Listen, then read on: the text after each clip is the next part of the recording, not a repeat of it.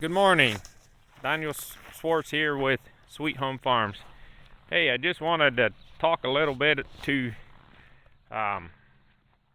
people who have a farm, and maybe a young person. I ain't probably going to say much to old people because they got their mind set on what they're going to do already. And I just talk to that young person out there who's living on the family farm and potentially dreams of having it himself one day, or possibly it's just the most responsible one of the bunch of all the siblings. So you decide to honor your parents and stick around and manage the farm so that it's not lost, and you feel a sense of responsibility to your parents, and you want to set them up for a better life. So you stick around, you put in all this time and sweat and tears and sacrifice, and you're putting your own money into the operation and this and that. Don't do it unless you can have that conversation before you start on that journey of taking over the family farm.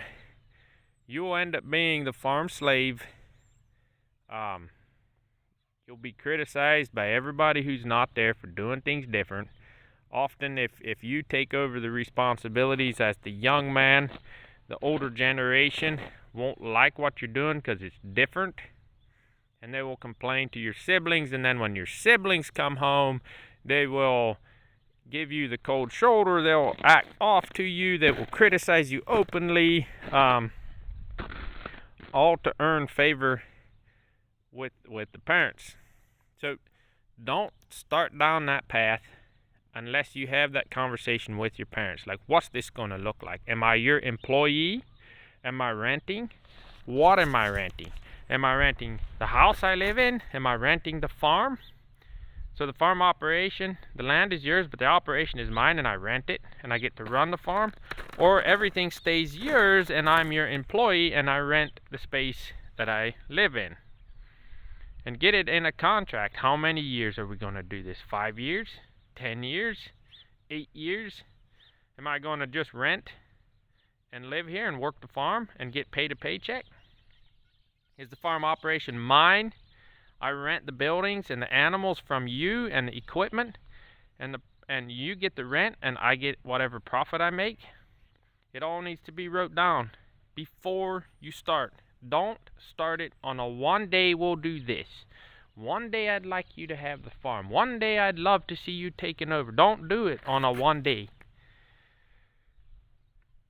Don't do it unless you can get something permanent hammered out with the owners of the farm. Be it one parent, two parents, both parents, grandparents. Do not step onto that property as the successor unless you have something put down on paper. And I would advise just to go to a lawyer, have it wrote up legal, have it notarized. That way it is foolproof for you. And often when it's family and you say, well, we got to go to a lawyer, they get butthurt. You don't trust me? Oh my goodness, blah, blah, blah. It's not about trust. It's about protecting both parties involved. Now, because of my own experience, I wouldn't start a partnership of any kind anymore without something legal wrote down that will bind both parties to stick to. Because life changes. Other people get involved. You might be wanting to take over the farm one day, and like one young man I was talking to,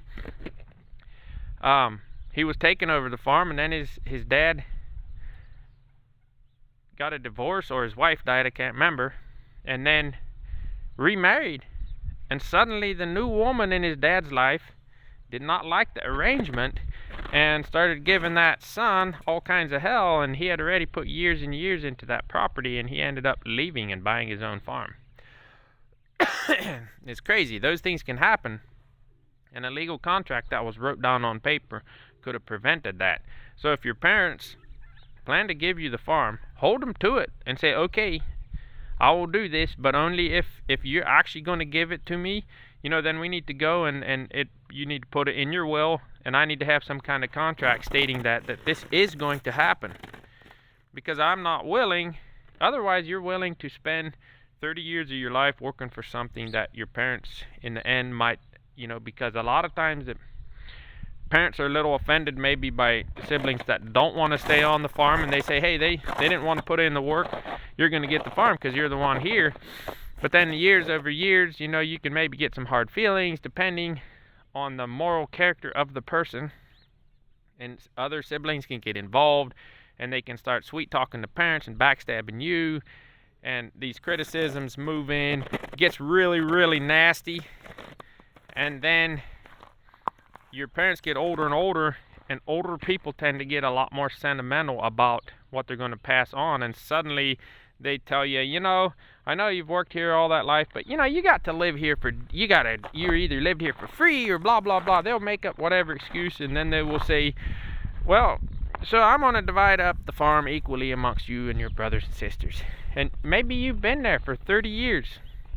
I did it for 10. That was long enough. And the problem is I'd bring up the issue, but if you bring up the issue, stick to the issue until you get a resolution. Do not let them kick the can down the road. If they truly want you to operate the farm and want you to work hard to protect their assets, they need to mutually protect you and your hard work. And if they are not willing to do that up front, then your farm isn't worth it. It's not worth it. Step away early on. It could potentially, it'll do one of two things. If you push the issue early on, you will discover the moral bearings of the people that you are possibly going to enter into a lifetime partnership with. You will discover if they are honest and good-hearted. Push the issue early on. If they refuse to take care of your side of it early on and protect you, and by the way, a contract protects the owners of the farm as well. And that's the thing is, you ask for a contract, they get offended, but they're fools because it protects them too. Anybody who's willing to leave you open-ended while they're protected is not a moral, it does not have a very high moral quality to them. So to push it early on, you'll find out the character of the people. Either it'll be good or it'll be bad, and possibly you will get it hammered out and you have a great relationship, and they'll be like, yeah, I understand, we're not going to do that, okay. Or you get the deal and you move forward with your life, or they get really, really, really angry at you and you find out, okay, dodged a bullet there.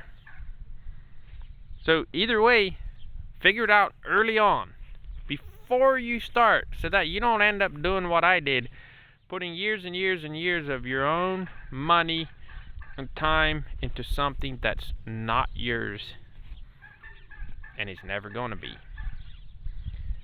The sooner you figure it out and walk away, or the sooner you figure out and get some kind of contract where you have a protection for your family, the better off everyone will be. So, young guys out there, young ladies, hey, do not dismiss this. You have a God blessed day.